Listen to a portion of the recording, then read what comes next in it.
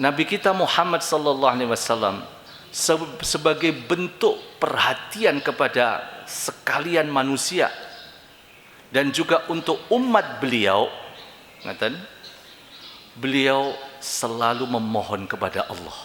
Yang mereka belum mendapatkan hidayah, dimohonkan kepada Allah untuk mendapatkan apa?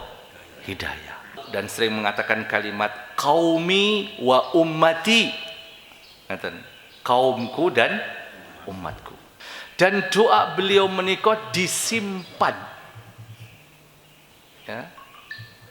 Doa beliau menikah disimpan. Kalau doa nabi-nabi sebelum Nabi Muhammad itu diijabah di dunia, tapi tidak disimpan. Alhamdulillah, alhamdulillahi rabbil alamin. Assalatu wassalamu ala ashrafil anbiya'i wal mursalin wa ala alihi wa ashabihi wa man tabi'ahum bi ihsan ila yaumiddin. Amma ba'd, fa usikum wa nafsi bi taqwallah wa ta'atihi faqad fazal muttaqun. Qala Allah ta'ala fil Qur'anil Karim, a'udzu billahi minasy syaithanir rajim, ya ayyuhalladzina amanu taqullaha haqqa tuqatih wa la tamutunna illa wa antum muslimun. Hadirin hadirat yang berbahagia,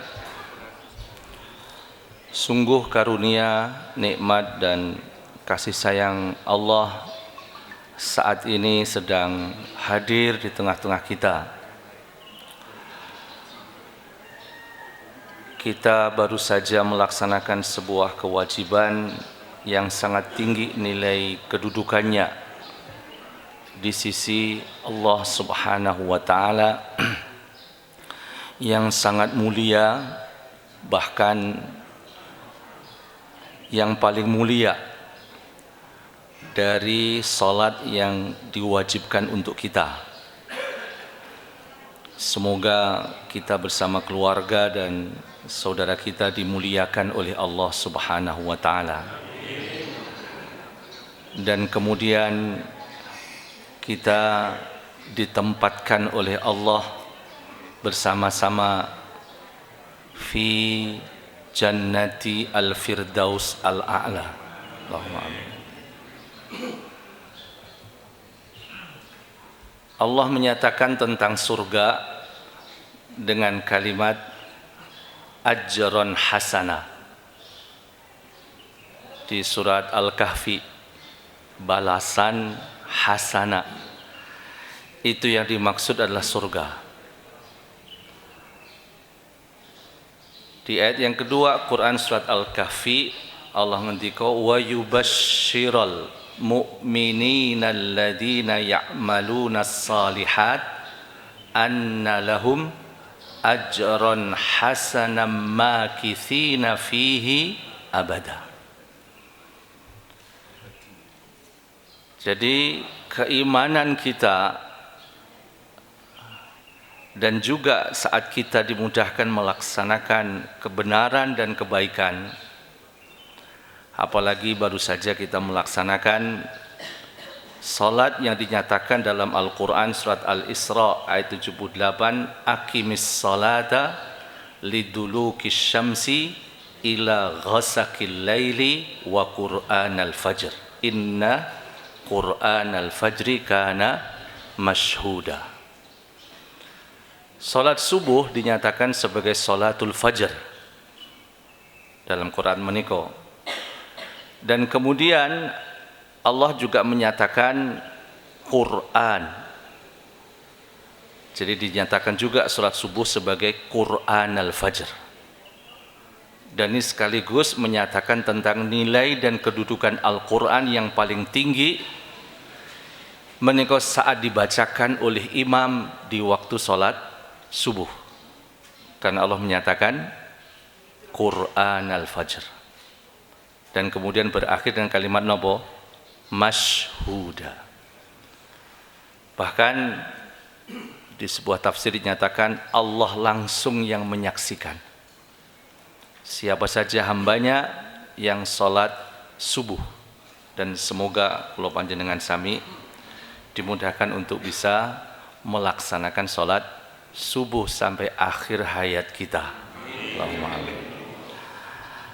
Hadirin hadirat yang berbahagia, tadi saya menyampaikan ajron hasanam makithina fihi abada. Quran surat napa? Al-Kahfi. Saya sampaikan bahwasanya hasanah di sini adalah surga. Kenapa demikian? Karena berikutnya Allah menyatakan makithina fihi abada. Jadi Bapak Ibu, saat Bapak Ibu masuk surga bersama keluarga dan saudara, itu Bapak Ibu tidak akan dikeluarkan dari surga.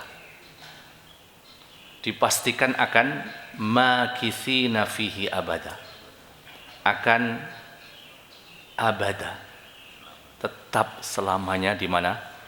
Di surga. Allahumma amin. Maka kemudian saya mencoba mengaitkan, karena surga itu juga dikatakan ajron hasana, maka begitu penting dan sangat strategisnya doa yang selalu dibaca oleh Rasulullah sallallahu alaihi wasallam, dibaca oleh para sahabat-sahabat beliau, para tabi'in, para auliaullah, dan juga para ulama kita sampai akhir zaman, dan itu selalu terdengar bahkan di setiap waktu dan hanya berhenti saat iqamah dikumandangkan. Gimana kok dari rukun Yamani sampai Hajar Aswad saat tawaf. Gimana kok napa? Rabbana atina fid dunya hasanah wa fil akhirati hasanah wa qina adzabannar. Maka hasanah dalam doa menika, dan ternyata itu dalam Al-Quran dinyatakan. Nggih menika permohonan keinginan tertinggi diantaranya yang disampaikan oleh orang-orang yang beriman. Wa minhum may yaqul Rabbana atina fid dunya hasanah wa fil akhirati hasanah wa qina adzabannar. Quran surat napa? Al-Baqarah. Ayat pinten? Halo, pinten Bapak Ibu? 201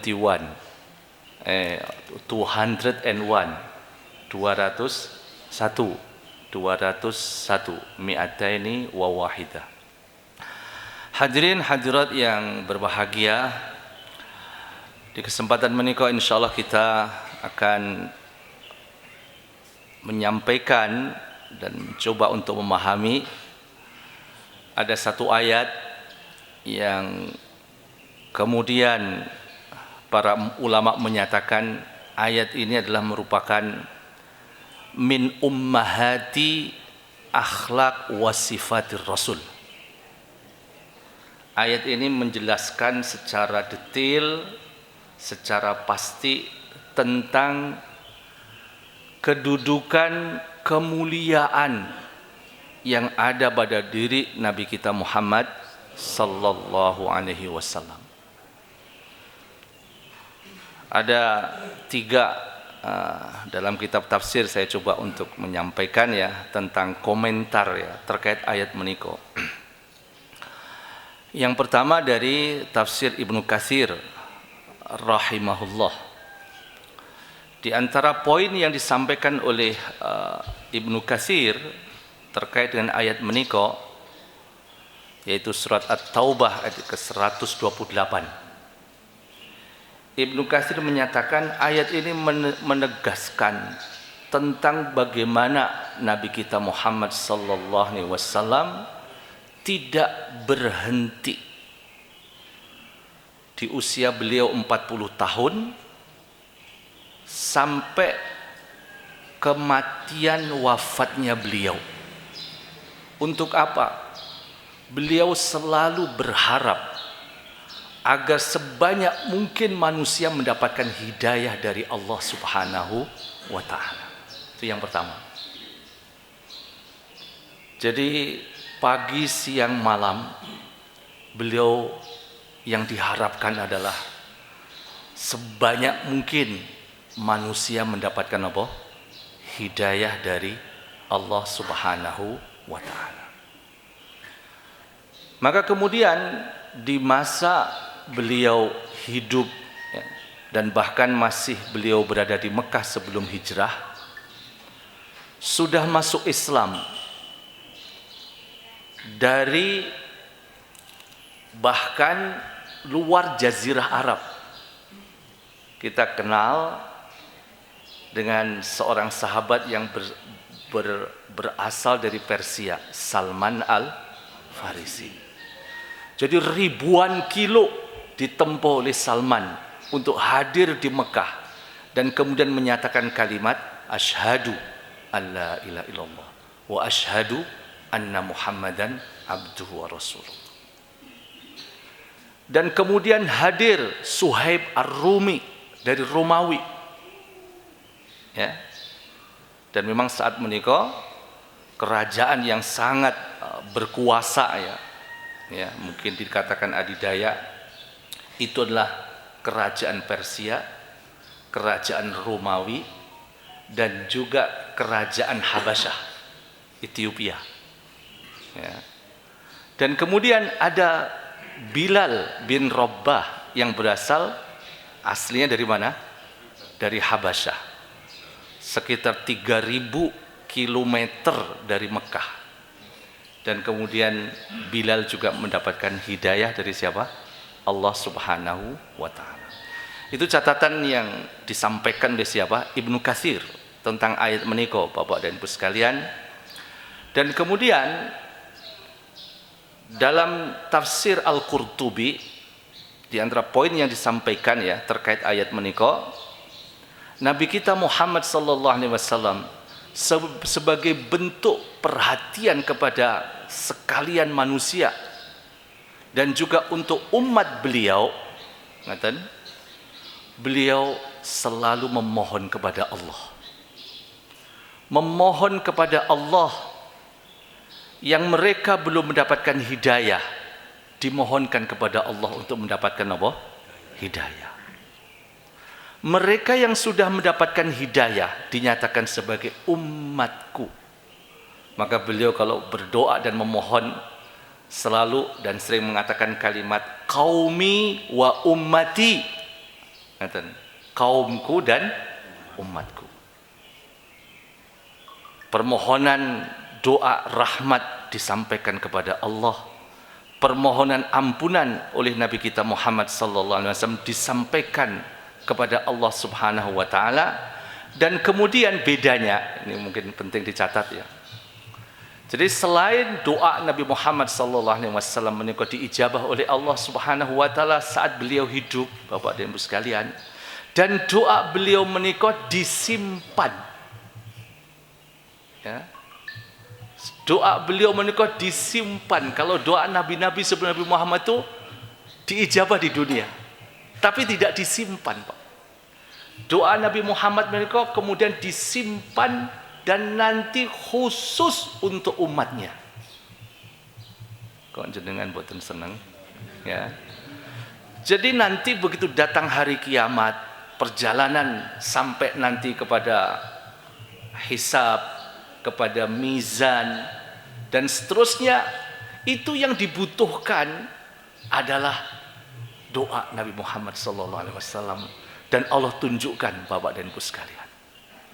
Maka kemudian ya, hanya Nabi Muhammad yang berhak untuk mendapatkan apa? Memberikan apa? Syafaat. Itu komentar dari di antara dalam kitab apa? Tafsir Al-Qurtubi. Dan yang ketiga, gimana tafsir As-Sa'di. Ini yang menarik, Bapak dan Ibu sekalian ya. Sampai pada akhir hayat beliau, disampaikan dalam tafsir kitab As-Sa'di, kasih sayang beliau menika tidak pernah lepas untuk sekalian manusia, untuk sekalian alam semesta, lebih khusus untuk umat beliau. Bahkan menarik Bapak Ibu sekalian ya, tadi saya membaca ya, As-Sa'di menyatakan kasih sayang Nabi kita Muhammad sallallahu alaihi wasallam untuk jenengan Bapak dan Ibu sekalian, untuk umat beliau itu lebih tinggi daripada kasih sayang orang tua kepada anak. Gimana Bapak Ibu? Jenengan dengan putra jenengan kan luar biasa. Dan ternyata apa? Nabi kita Muhammad sallallahu alaihi wasallam, kasih sayang beliau, rahmat beliau, perhatian beliau itu lebih tinggi daripada seorang bapak, seorang ibu kepada siapa? Kepada putra dan putrinya. Hadirin hadirat yang berbahagia, kita bacakan ayat menika surat napa? At-Taubah. Ayat yang keberapa? 128. Jadi Quran surat At-Taubah itu surat yang ke-9 urutannya. Jumlah ayatnya 129. Sebelumnya surat Al-Anfal, surat yang ke-8. Dan setelahnya surat Quran surat Yunus. Surat apa? Yunus, ya. Jadi surat Al-Anfal dan At-Taubah itu Madaniyah, turun di mana? Di Madinah. Sedangkan surat Yunus Makkiyah, turun di Mekah. A'udzubillahi minasyaitonirrajim. Bismillahirrahmanirrahim. Laqad ja'akum rasulun min anfusikum azizun 'alaihi ma 'anittum harisun 'alaikum bil mu'minina raufur rahim. Inilah Bapak Ibu sekalian penjelasan dari yang dinyatakan Allah tentang Nabi kita Muhammad sallallahu alaihi wasallam, bahkan khusus untuk beliau di surat Al-Qalam ayat yang keempat, wa innaka la'ala khuluqin azim. Jadi Nabi kita Muhammad menikah apa? Memiliki akhlak sifat yang sangat tinggi, yang sangat mulia. Tidak ada manusia pun yang bisa apa? Menyamai akhlak beliau. Ngatan. Dan kemudian Allah juga menyatakan wa rafa'na laka dzikrok. Allah mengangkat siapa? Nabi kita Muhammad sallallahu alaihi wasallam sebutannya. Hadirin hadirat yang berbahagia, ada 4 hal dalam ayat menika yang merupakan ummahatul akhlak, dan semoga kita ya mengarah kepada napa nggih Nabi kita Muhammad yang terkait dengan suasana hati kita, suasana pikiran kita, suasana fisik ya. Karena apa? Yang sebagaimana saya menyatakan, ada sebuah ayat yang luar biasa di surat Ali Imran ayat yang ke-31 dengan kalimat napa? Yuhibbukumullah. Allah mencintai kula panjenengan sami, dan ternyata terkait dan terikat dengan siapa? Nabi Muhammad sallallahu alaihi wasallam. Qul in kuntum tuhibbunallah fattabi'uni yuhibbukumullah. Maka ini yang penting yang ingin saya sampaikan ya Bapak dan Ibu sekalian ya, bagaimana begitu tingginya kedudukan Nabi Muhammad sallallahu alaihi wasallam, dan kemudian Allah menyatakan laqad ja'akum rasulun min anfusikum. Min anfusikum itu ada 3 makna. Kan bukan dari golongan malaikat atau jin, tapi dari golongan apa? Manusia. Manusia Bapak. Nggih kados kula panjenengan sami. Beliau nggih dahar, beliau nggih ke pasar, beliau napa nggih pakai baju, beliau nggih punya istri, ngoten nggih, beliau punya putra, ngoten. Adalah Nabi kita Muhammad adalah dari golongan manusia. Artinya apa? Enggak usah khawatir Bapak dan Ibu sekalian, jenengan pasti dimudahkan ketika punya keinginan ingin ikut Nabi kita Muhammad sallallahu alaihi wasallam. Yang kedua, min anfusikum itu adalah memang Nabi kita Muhammad itu dari Quraisy. Ngaten nggih? Dari bangsa Quraisy Arab, ngaten nggih. Karena beliau memang hadir di tengah-tengah Quraisy, ngaten nggih. Dan itulah di antara suku yang ada di Arab, ngaten nggih. Jadi Nabi kita Muhammad menika Quraisy. Dan kemudian yang ketiga, min anfusikum itu juga bisa dibaca dengan bacaan min anfasikum. Jadi nanti Bapak Ibu ya, kalau jenengan mendengar ya ada imam itu membaca min anfasikum, jangan jenengan ucapan subhanallah, karena memang itu juga boleh dibaca demikian. Jadi Quran itu ada namanya qiraah sab'ah, bisa dibaca, bahkan ada 7 bacaan Bapak Ibu sekalian. Ngeten nggih? Jadi min anfasikum itu, anfas itu nafis. Nafis itu artinya adalah sangat tinggi harganya, Pak. Ngeten. Min anfasikum artinya apa? Diri beliau dan semua yang ada pada beliau, semua yang keluar dari beliau, lisan beliau, perilaku beliau, akhlak beliau, itulah merupakan apa? Hal yang paling berharga. Artinya apa? Jenengan tidak mungkin menyamakan nilainya dengan siapa? Manusia siapapun. Ngeten nggih. Menika untuk apa? Untuk kita semakin bersemangat. Jenengan kan ingin berharga, gitu Pak. Ini napa nggih? Lihat emas seneng toh? Karena apa? Nilainya tinggi. Lihat mutiara, lihat aja seneng. Apalagi apa? Memiliki. Tapi yang tidak kalah mahalnya niku sinten Bu? Mas Sutrisno. Sinten malih? Mas Bagio, Mas Agus itu ya. Itu saya yakin itu lebih mahal dari nopo? Mas emas. Hadirin hadirat yang berbahagia, itu yang pertama. Ngeten nggih? Laqad ja'akum rasulun min anfusikum. Itu yang pertama, ngeten nggih? Dan itu sekaligus ya menjadikan umat Nabi Muhammad menika nilai dan kedudukannya lebih tinggi daripada umat para nabi yang lain. Alhamdulillah. Yang kedua, nggih menika azizun alaihi ma anittum. Nah, ini saya punya catatan di sini. Secara nopo cepat kita memahami yang dimaksud ayat menika nopo. Beliau menika merasa sangat berat. Rasanya begitu berat. Kapan Bapak Ibu sekalian? Saat melihat, saat beliau itu mendengar penderitaan dari umatnya. Ya. Jadi seakan-akan beliau itu merasakan apapun yang diderita oleh umatnya. Apakah penderitaan yang sifatnya fisik, ngeten nggih? Ketika ada umatnya mungkin miskin, ngeten nggih? Mungkin ada yang enggak dapatkan makanan dan lain sebagainya. Itu beliau merasakan Bapak Ibu sekalian. Maka Allah sampaikan tentang beliau pripun? Azizun alaihi ma anittum. Jadi kesulitan yang ada pada umat beliau itu juga kesulitan pada beliau. Ya.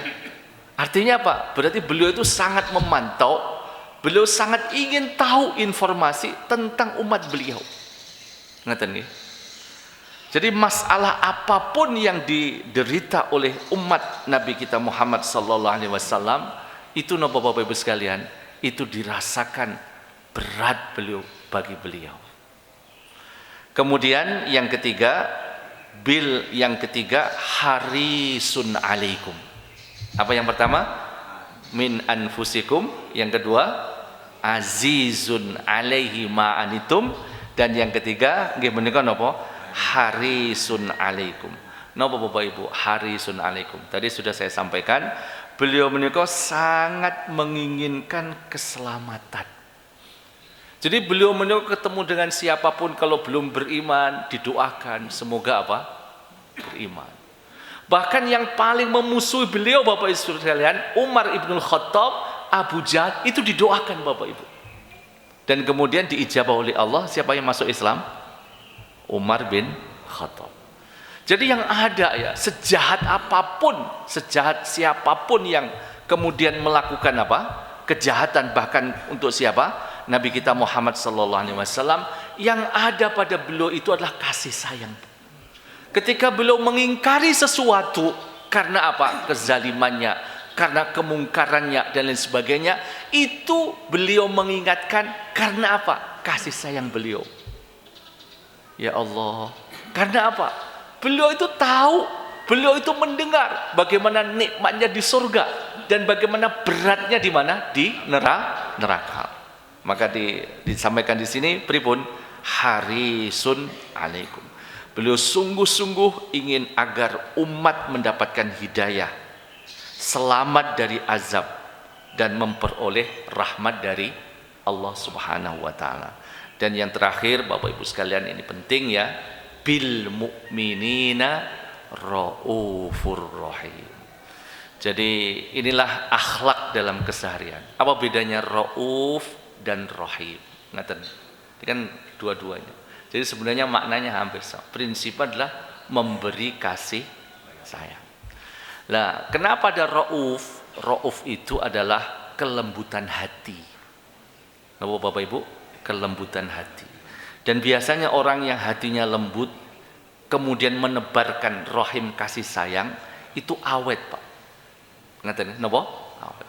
Orang munafik itu Bapak Ibu sekalian, tutur katanya bisa lembut manis, Pak. Tapi karena hatinya enggak lembut, kadang-kadang enggak bertahan lama. Jadi Bapak Ibu, kalau panjenengan sami ingin bertahan lama dalam suasana kasih sayang di antara kita, dan masalah hati itu urusannya jenengan dengan Allah, ngerti Bapak Ibu sekalian nggih? Yang kita rasakanlah apa yang hadir dari lisan saudara kita, ngerti lho nggih? Itu hati itu jenengan enggak usah ikut-ikut menilai, Pak. Itu urusannya Allah, ngerti nggih?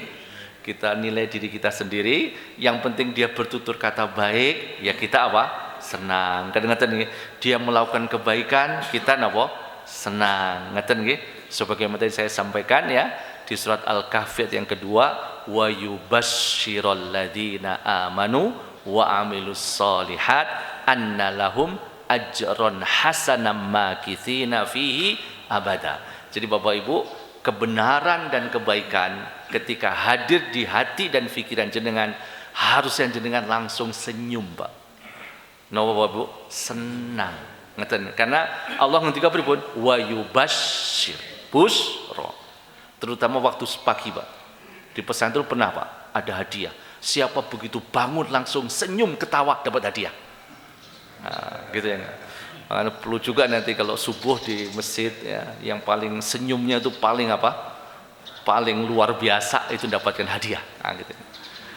Kenapa demikian? Nabi kita Muhammad kan mendoakan Bapak Ibu di waktu pagi hari, Allahumma barik ummati fi bukuriha. Jadi sesungguhnya suasana sukacita, senang kita, senyum kita yang paling top markotop itu harusnya di pagi hari. Rabbana zalamna anfusana wa illam taghfir lana wa tarhamna lanakunanna minal khasirin. Subhanaka la ilma lana illa ma 'allamtana innaka antal alimul hakim. Allahumma inna nas'aluka ilman nafi'a. Allahumma inna nas'aluka, Allahumma inna wa abna'ina wa dhurriyyatina wa banatina wa azwajina wa zawjatina wa ikhwanna wa akhawatina wa ummahatina wa abaina. Allahumma inna nas'aluka salamatan fid din wa afiyatan fil jasad wa ziyadatan fil ilmi wa barakatan fil rizqi wa taubatan qablal maut wa rahmatan 'indal maut wa maghfiratan ba'dal maut. Allahumma hawwin 'alaina fi sakaratil maut wan najata minan nari wal afa 'indal hisab. Allahumma rzuqna wa abaina wa ajdadina wa jaddatina wa ummahatina wa azwajina wa zawjatina wa banatina wa abnaina wa dhurriyyatina. Allahumma rzuqna jannataka al-firdaus al-a'la. Rabbana hab lana min azwajina wa dhurriyyatina qurrata a'yun waj'alna lil muttaqina imama. Rabbighfirli wa liwalidayya warhamhuma kama rabbayani shaghira. Rabbana atina fid dunya hasanah wa fil akhirati hasanah wa qina adzabannar wa adkhilnal jannata ma'al abrar ya aziz ya ghaffar ya rabbal alamin. Rabbana taqabbal minna innaka antas samiul alim wa tub alaina innaka antat tawwabur rahim. Wa akhiru da'wana anil hamdulillahi rabbil alamin. Assalamualaikum warahmatullahi wabarakatuh.